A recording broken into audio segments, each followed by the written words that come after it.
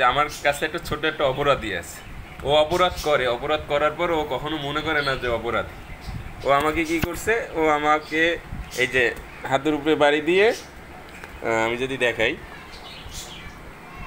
এই যে হাতের উপরে বাড়ি দিয়ে আমার হাত কেটে ফেলছে, ঠিক আছে। তা ওকে আমি জিজ্ঞাসা করছি যে তুমি কেন বাড়ি দিলা, তো ওকে এতবার জিজ্ঞাসা করার পরে ও কোনো উত্তর দিচ্ছিল, খালি হাসে। একই হলো আমি ব্যথা পাইছি, ঠিক আছে, আমার কষ্ট হচ্ছে। আমি ওকে জিজ্ঞাসা করছি তুমি কেন মারছো, ও আসছিস, আবু তুমি আমাকে মারছো কেন, আমার কি অপরাধ ছিল, এটা কোনো কথা?